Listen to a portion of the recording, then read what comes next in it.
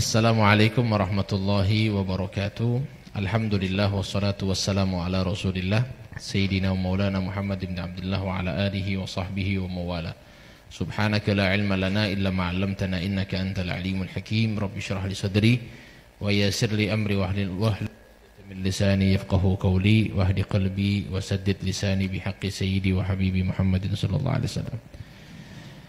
Masya Allah, pada kesempatan kali ini alhamdulillah kita bersama para teman-teman yang sudah hadir, juga teristimewa kepada tamu kita Al-Ustadz Rubianto Ibrahim. Masya Allah, gimana kabar Ustadz? Sehat? Alhamdulillah. Alhamdulillah sehat afiat. Alhamdulillah, beliau ini adalah da'i, muballigh, ya, muallim, tokoh yang ada di Gorontalo, yang mungkin bisa dikatakan dulunya ya agak sedikit keras. Iya, betul. Tapi ya, insya Allah alhamdulillah sekarang sudah mulai mengikuti belajar sehingga beliau alhamdulillah menemukan jalan yang insya Allah menurut beliau ya, dan ini termasuk daripada sawadul a'dham ya, sawadul a'dham, kebanyakan dari para ulama ambil jalannya, yaitu jalan ahlu sunnati wal jamaah. Ya Ustadz, ini saya ingin bincang-bincang sama antum. Ini bincang-bincang sebenarnya sederhana saja. Ya, anak kenal antum mungkin ya tidak terlalu lama, tapi lumayan lama juga sudah kenal antum ketika balik dari Yaman. Nah, ini insya Allah saya ingin banyak bertanya. Dulunya antum ini bukan termasuk dari kelompok ahlu sunnah wal jamaah. Dulu kan antum termasuk dari salafi ya. Betul, iya. Ya, salafi. Salafi. Ya. Ustadz, kira-kira antum pertama dulu antum berapa lama di salafi itu? Kalau saya di salafi itu sejak dari SMEA, SMK Negeri 1. Saya waktu itu kelas 3 SMEA, itu saya bergabung dengan mereka, ikut kajian, sudah mulai hafal juz 30. Setelah itu hampir saya tidak lulus di SMEA itu, karena sudah mulai fokus di pembelajaran mereka. Jadi dari SMEA tahun 98 ya, 98 sampai 2008. Ya. Ustadz, apakah dari pemahaman salafi itu, ini menurut antum ya, apakah ini cikal bakal mungkin bisa membahayakan Indonesia sendiri? Kalau kita melihat bahwa salafi ini dia membahayakan karena menolak beberapa ajaran atau beberapa aturan di Indonesia. Nah, saya contohkan misalnya mereka tidak mau hormat bendera. Antum dulu berarti tidak hormat bendera ya? Ya. Dulu tidak hormat tidak bendera. Hormat bendera. Karena itu dianggap itu togut. Nah, apa itu togut itu apa? Togut itu hukum selain hukum Allah. Karena orang-orang ini kan sering bilang togut. Jadi togut ini hukum selain dari hukum Allah. Hukum Allah. Jadi kalau hormat bendera itu termasuk togut berarti? Iya, jadi mereka menganggap begini, kalau hormat bendera itu sama dengan menyembah merah putih itu. Oh begitu. Jadi sehingga kalau hormat bendera sama dengan menyembah. Jadi karena sama dengan beribadah. Berarti sama dengan beribadah kepada selain Allah. Masya Allah. Nah, jadi sehingga memang tidak bisa hormat bendera. Iya, jadi mungkin togut juga bisa dikatakan orang yang misalnya pimpinan gitu ya, pimpinan kepada kemudian mengambil keputusan selain keputusan yang ada selain dari hukum Allah mungkin. Hukum Allah selain dari Al-Qur'an. Menurut mereka. Iya, menurut mereka, versi mereka. Versi mereka. Padahal tidak demikian ya. Iya. Oke. Masya Allah. Dulu antum memang di salafi, apakah antum berorganisasi atau? Kan salafi ada dua, ada salafi yang tidak berorganisasi dan ada yang berorganisasi. Kalau saya di salafi yang tidak berorganisasi. Masya Allah. Ustadz, jadi kalau seandainya misalnya seperti kearifan lokal yang ada, bukan juga jadi pemahaman ahlu sunnah jamaah lah secara umum. Kan ada namanya, kita kan di Indonesia khususnya ada Maulid Nabi, ya, kemudian ada tahlilan. Apakah ini ditentang semuanya? Oh jelas, kalau itu jelas. Mereka menentang semua itu. Bahkan kalau misalnya Maulid Nabi, bayangkan orang kayak dengan antum majelis Rasulullah kan, Maulid Nabi, itu mereka anggap bahwa itu berlebihan kepada Nabi. dianggap gulu kepada Nabi. Ya, jadi kita cinta kepada Nabi. Orang kan buat Maulid Nabi itu kan saking ekspresi cinta. Ya, tapi mereka kalau mereka terlalu kaku, cinta mereka hanya ikut sunnah doang.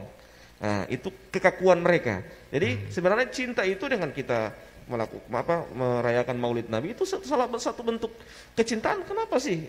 Bahkan ulama-ulama di Mesir saja, di Yaman, ya, mereka membaca kitab Syama'ilul Muhammadiyah satu malam full, ya, dengan teknis seperti sama dengan di Gorontalo, ya, ada di Kili, kan cuman teknisnya yang berbeda. Kalau di Mesir pakainya bahasa Arab, kita di Gorontalo pakai bahasa Gorontalo, ya, beda. Jadi cuman teknis saja. Tapi mereka malah membid'ahkan itu, ya. Mereka menganggap itu adalah hal-hal yang yang tidak ada dalam syariat Islam. Itu begitu juga tahlilan. Tahlilan mereka anggap itu bukan dari syariat Islam karena mereka bilang hak kepada mayat itu cuma memandikan, mengkafani, menguburkan, menyolati. Ya, itu saja. Jadi mereka bilang kalau misalnya tambah dengan mentahlilalkan itu tidak dianggap bagian daripada hal itu. Itu kan hukum yang dibahas ini masuk bab ihdas sawab, memberikan hadiah pahala kepada si mayit. Ya, dikirimkan pahala. Mengirim pahala, iya. Jadi Ustadz kan ini pemahaman Salafi Wahabi, ini saya tahu. Wallahu a'lam, mungkin antum lebih tahu lah. Kan mengkafirkan ada membid'ahkan, ya, mengatakan saudara muslim itu syirik atau musyrik lah. Musyrik ini orang menyekutukan Allah dengan sesuatu, ya, selain Allah. Nah, ini kalau menurut saya ini kan ketika sudah dibilang kafir, ya, apakah menurut antum juga sama? Kan kafir, berarti sudah kafir, berarti sudah ini sudah bukan saudara saya berarti. Karena sudah kafir dia. Ya, apakah itu juga bisa membahayakan? Karena mungkin antum pernah dengar, pertama itu kan tafkir. Ya, tafkir itu adalah pemikiran. Kemudian setelah itu takfir, mengkafirkan. Kemudian tafjir, pemboman. Ya kan? Jadi ini mungkin ya step by step, ya. Satu persatu. Artinya kita mungkin, karena memang beberapa kitab, Ustadz minta maaf ya, seperti di Yaman itu kan ada namanya Kitabut Tauhid. Itu yang kami pelajari, itu yang kami lihat, Kitabut Tauhid ini dipelajari sama ISIS yang ada di Yaman. Masya Allah. Dipelajari sama Al-Qaeda yang ada di Yaman. Sama juga dengan dan antum mungkin pelajari juga kitab itu kan? Iya, pernah. Ustadz pelajari kitab itu. Kira-kira kitab itu yang dipelajari oleh antum dulu, ya, itu ada enggak mengkafirkan orang dalam kitab tauhid itu, mensyirikkan orang? Ada. Jadi kemungkinan besar, ya, ketika mereka ISIS pelajari kitab itu, mereka langsung berpikir, ini kafir, bunuh sudah, darahnya halal kalau begitu. Ini kira-kira menurut antum bisa membahayakan memang. Antum dulu ketika lihat kayak kita begini, antum benci enggak? Oh iya, itu yang saya ingin mau ungkap, ya. Mohon maaf, Habib. Dulu ini Habib ini, saya anggap ini ahlul bid'ah semua, Pak. Pembawa syirik, pembawa ajaran, mohon maaf ya. Dan alhamdulillah saya kadang itu kalau melihat kilas balik kadang saya menangis dan kadang saya juga tertawa, ya, agak lucu memang. Karena apa? Karena saya anggap dulu itu memang namanya juga didoktrin, dogmatis, ya. Jadi ditanamkan bahwa para habib itu maunya bawa foto-foto habib untuk dipampang di rumah, untuk dihormati, sehingga bawa-bawa khurafat, bawa-bawa kesyirikan. Saya ketika ketemu sama Habib Salim, ya, Masya Allah, dialognya lebih amanah Habib Salim dibanding mereka, ya. Saya contohkan misalnya ada beberapa masalah, saya contohkan, walaupun Habib Salim tidak sepemahaman itu, Habib Salim paparkan sama saya. Walaupun itu bukan pemahaman Habib Salim, itu menunjukkan bahwasanya Habib Salim ini orang yang amanah dalam menyampaikan, sekalipun itu bukan pemahaman beliau, tetapi beliau sampaikan. Tapi kalau mereka tidak, yang mereka sampaikan hanya pemahaman mereka. Ketika yang berbeda dengan mereka tidak sampaikan. Ini kan tidak amanah. Ya, itulah sehingga sangat membahayakan. Mereka mendoktrin anak buahnya, orang yang berbeda. Jangankan dulu orang yang berbeda saja sudah dianggap itu syubhat. Syubhat itu hal yang mengkhawatirkan. ciri-ciri, ada cikal bakal menjadi orang sesat. Nah, kalau sudah agak naik sedikit tingkat kebenciannya, ya, maka sudah dihukumi bahwa orang ini ahlul bid'ah, tidak layak duduk dengannya, tidak layak bersanding begini, taklim sama-sama, tidak layak makan bersama, tidak layak tidur bersama, ya. Kemudian kalau sudah saya misalnya ziarah kubur sama-sama dengan Habib Salim, sudah dianggap pencinta kubur lah, jadi kuburiyun, ya, sehingga apa namanya dianggap penyembah kubur lah. Kalau sudah dianggap penyembah kubur berarti sudah sama dengan musyrik, ya, seperti itu. Ya, itulah kenapa sampai, dan alhamdulillah, dan memang di sana sebelumnya itu memang saya lihat analisa dan nalar itu mati, ya, sehingga ketika apa yang disampaikan oleh guru ditelan mentah-mentah, ya, karena apa? Guru kan membungkus bahwa itu mereka punya dalil, bahwa dengan dalil.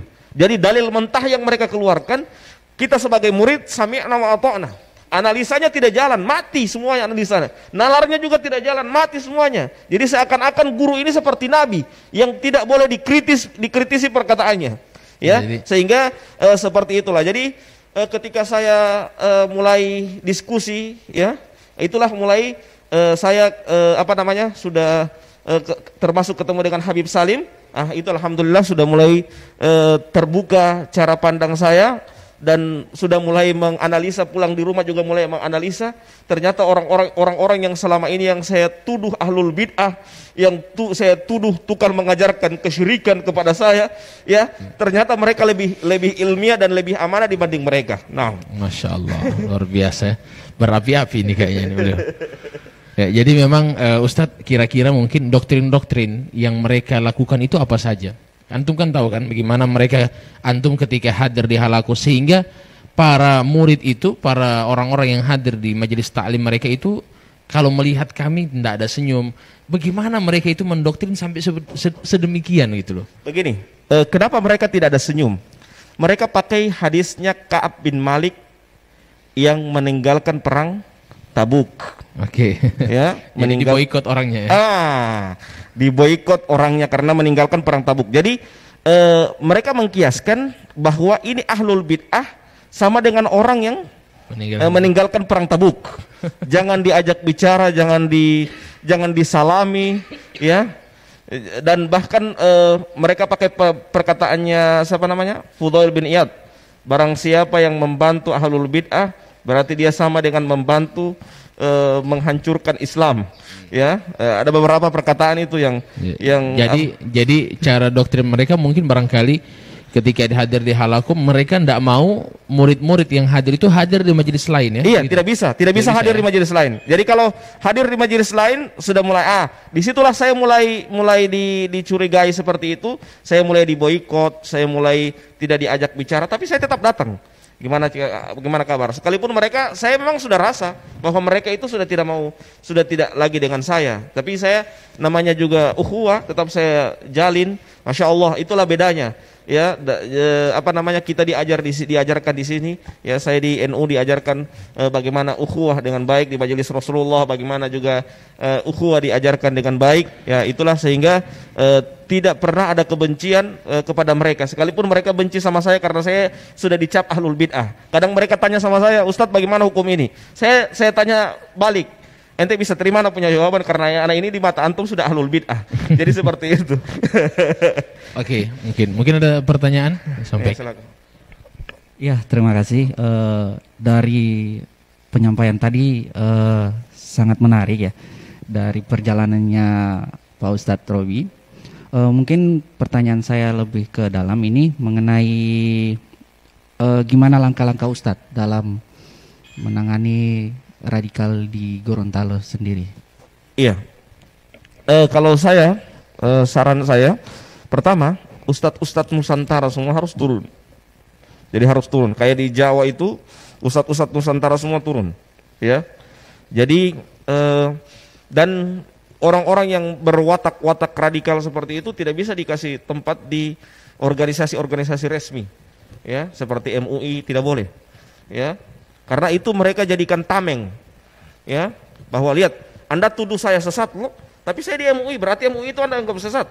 ya. Jadi mereka bersembunyi di organisasi resmi seperti itu, sehingga mereka seakan-akan tidak dianggap sesat. Sehingga dan juga mereka sepak terjang mereka lebih leluasa untuk menyebarkan pemahaman mereka, dan mereka anggap itu adalah ajaran yang benar dan dipahamkan kepada masyarakat bahwa itu adalah ajaran yang benar. Padahal mereka secara step by step mereka mengajarkan kebencian kepada orang yang berbeda dengan mereka. Ya, jadi kalau orang yang berbeda dengan mereka, walaupun masih ada koridor macam kayak kita ikut mazhab Syafi'i, karena mereka mazhab Hambali, mereka tanamkan kebencian kepada murid-murid mereka untuk benci kepada kita. Kita ikut mazhab Syafi'i, ya. Jadi seperti hanya beda mazhab saja, mereka tanamkan kebencian. Apalagi kalau masalah yang sudah berbicara Asy'ariyah, ya, masalah akidah, pemahaman. Jadi mereka sudah tidak bisa menerima lagi. Masalah saja mazhab mereka tolak, apalagi masalah yang lebih tinggi dari itu. Jadi kalau saran saya pertama, ulama-ulama Nusantara harus gencar di berbagai macam lini, di media, kemudian juga di taklim harus juga rutin. Yang kedua, mereka jangan diberikan tempat untuk di organisasi resmi seperti itu.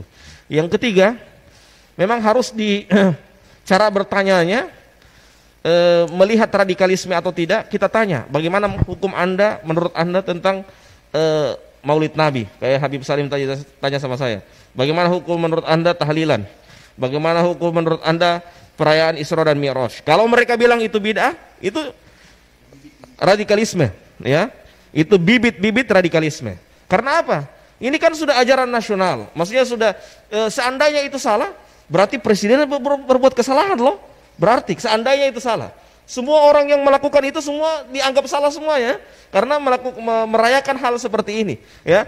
Bukan cuman di Indonesia, ulama Saudi, ulama Yaman, ulama Mesir, ulama Yaman dianggap salah semuanya merayakan hal itu. Ya, bayangkan mereka sudah menanamkan kebencian kepada muridnya untuk benci kepada ulama-ulama besar, ya, ulama-ulama yang lebih paham sama dari mereka tanamkan kebencian kepada murid-murid mereka. Jadi itu agar menangkal radikalisme di Gorontalo secara khusus dan di Indonesia secara umum, dan paham radikalisme itu versi mereka dan versi kita beda. Kalau versi mereka radikalisme itu nanti bom-boman itu baru kemudian dianggap radikalisme. Nanti sudah bom, ya, nanti sudah meledak baru itu dianggap radikalisme. Tapi mereka radikalisme mereka tipis-tipis dari awal, ya.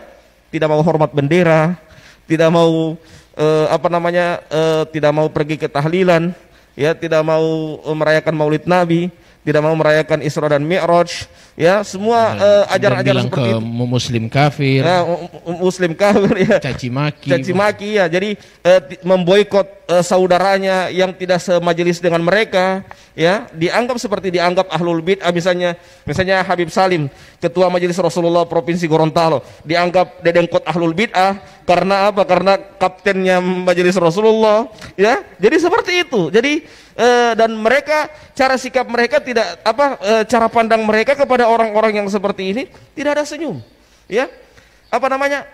Lisan mereka keluar ayat-ayat Al-Quran, tapi hati mereka busuk, memberikan kebencian kepada kaum muslimin. Sama dengan orang-orang Khawarij di zaman dahulu, bacaan Quran mereka kalah dengan sahabat, ya. Tapi kata Nabi apa? Yamruquna minad din kama yamruqus sahmi minar ramiyah.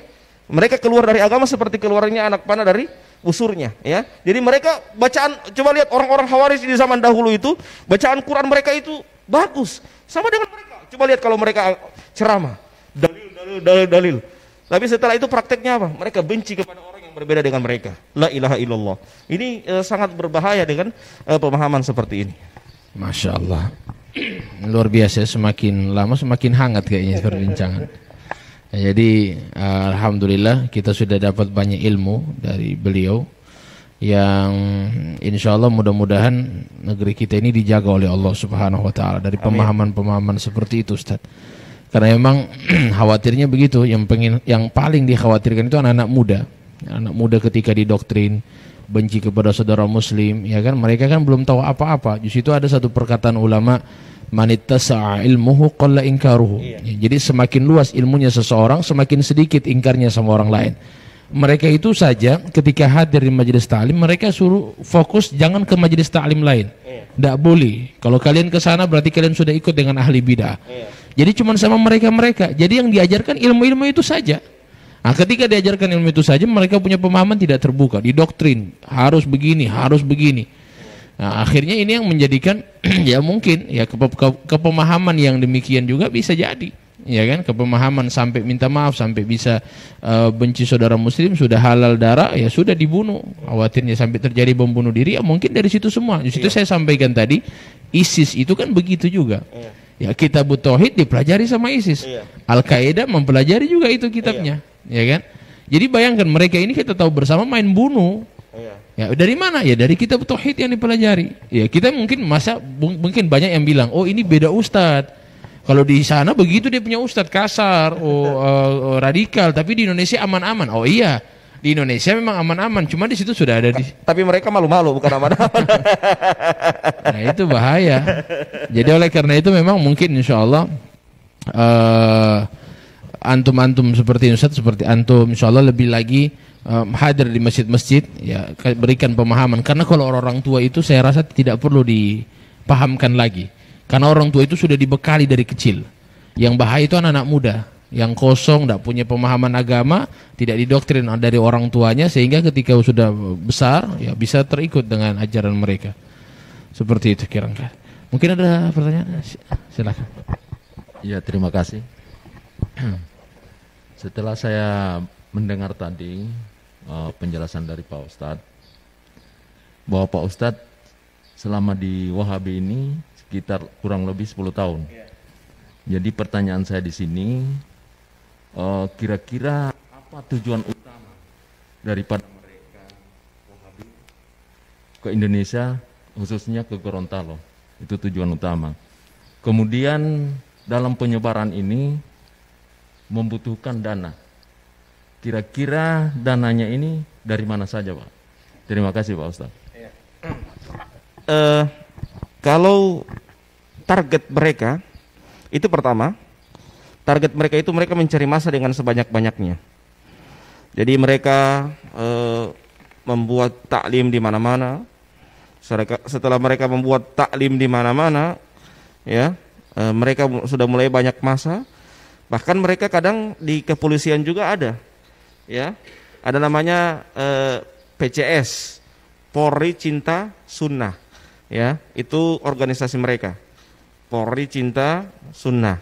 Itu di situ ada orang-orang mereka dan ustadz-ustadz mereka di apa namanya pembinanya di dalam, ya PCS, ya dan setelah itu target mereka masuk ke organisasi-organisasi resmi supaya dianggap legal, ya seperti MUI, ya mereka mulai masuk di situ. Nah setelah itu baru kemudian di samping itu mereka dapat gaji dari dari luar negeri. Mereka dapat gaji kurang lebih 20 juta satu bulan, ya 20 juta satu bulan, iya per orang, per dai-nya mereka. Iya jadi ada per provinsi, satu provinsi itu satu orang, ya satu orang dapat gaji dan itu mereka dievaluasi, ya dan kalau di NU yang dari Timur Tengah itu cuman organisasinya namanya Robitoh, ya, itu NU punya, ya itu muassasah. Tapi kalau mereka selain dari Robitoh, jadi selain dari Robitoh ada beberapa yayasan itu yang mendanai mereka. Jadi jangan heran ada TV-TV mereka tanpa iklan semakin hari semakin besar, ya. Sekolah-sekolah mereka tanpa bantuan tiba-tiba langsung besar. Dari mana dana seperti itu? Jadi mereka punya dana memang demikian dan sering tiap tahun kadangkala ada orang-orang yang dari luar negeri mereka undang, lihat tanah ini, lihat tanah ini dan itu tiba-tiba langsung ada pembangunan yang bertingkat-tingkat dan juga alat juga kamera yang cukup besar, ya.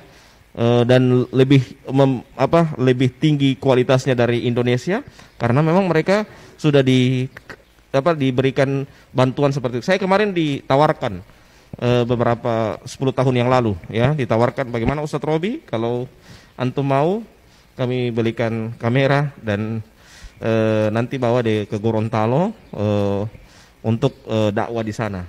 Ya, tapi saat itu saya bicarakan sama istri saya, sehingga istri saya tidak setuju karena sudah ada sudah tercium bahwa itu adalah doktrin, termasuk doktrin untuk mengajak saya untuk agar jangan terlepas dari mereka. Ya, jangan terlepas dari mereka. Dan alhamdulillah setelah itu saya setelah itu saya dengan bertambahnya tahun saya masuk ke grup Bahsul Masail NU. Di situ mulai cakrawala saya mulai terbuka. Ya, di samping itu juga saya ketemu dengan orang-orang Gorontalo, termasuk Habib Salim, ya, diskusi, ya, termasuk juga ada teman saya yang di Jawa yang pernah juga duet sama Habib Salim, namanya Ustadz Zulfikar Harun, ya. Itu diskusi, itu kalau dengan Zulfikar Harun sampai panas telinga saya, diskusi lewat telepon 2 jam masalah itu, ya, 2 jam sampai panas telinga saya diskusi masalah ini, ya. Dan alhamdulillah lewat itu mulai saya terbuka cakrawala saya. Dan kenapa sampai saya harus langsung tegas untuk keluar? Beberapa hal yang saya dapatkan itu suatu kerancuan. Di antaranya mereka memalsukan beberapa kitab. Ya, mereka memalsukan. Bayangkan, ada di situ di kitab itu bab ziarah kubrin Nabi. Mereka hapus itu kubri. Jadi bab ziarah Nabi. Ya, jadi dipalsukan kitabnya sampai demikian. Bayangkan, ziarah kubur Nabi dihapus kubrinya, ya, cuman ziarah Nabi yang ditulis. Yang mulai dari situ saya mulai, Allah, berarti ada hal yang rancu ini. Yang kedua, mereka menanamkan kebencian yang tidak disukai oleh gurunya, bukan tidak disukai oleh syariat. Jadi gurunya, kayak orang-orang munafik yang kata Allah dalam Al-Quran, yastakhfuna minan nas wala yastakhfuna minallah. Ya, mereka hanya takut sama guru mereka, tapi tidak takut kepada Allah. Ya, jadi seperti itu. Harusnya kan kalau dalam Islam itu apa yang dilarang oleh Allah itu yang kita takut. Jangan malah justru takut kepada manusia dalam artian hanya takut sama guru mereka. Jadi siapa, misalnya saya sebagai guru, saya marah sama si A, semua murid-muridnya harus marah sama si A. Seperti ini misalnya, Habib Salim dulu saya anggap misalnya didoktrin ke saya bahwa Habib itu ahlul bid'ah, dedengkot ahlul bid'ah. Saya harus benci sama Habib Salim. Kalau tidak benci, berarti saya juga dikhawatirkan kena syubhat dari Habib Salim dan jadi ahlul bid'ah juga. Jadi ditanamkan kebencian seperti itu kepada murid-muridnya agar membenci apa yang dibenci oleh gurunya. Ini sangat berbahaya sekali pemahaman-pemahaman seperti ini. Nah. Ya, luar biasa ya, sudah insyaallah. Mudah-mudahan perbincangan kita ini sebenarnya masih banyak Ustadz ya. Hanya saja intinya memang semuanya yang antum sampaikan tadi insyaallah bisa kita fahami. Ya, ternyata memang pemahaman yang benar adalah yang menjadi sawadul a'zam. Ya, sawadul a'zam ini mayoritas. Karena kata Nabi SAW, la tajtami'u ummati ala dhalal. Tidak mungkin umatnya Nabi Muhammad itu berkumpul dalam kesesatan. Ya, kita kan mayoritas, jadi tidak mungkin umat Nabi itu mayoritas kemudian sesat, tidak mungkin. Ya, kita kan alhamdulillah mayoritas. Jadi insya Allah kita tidak bertentangan dengan Nabi.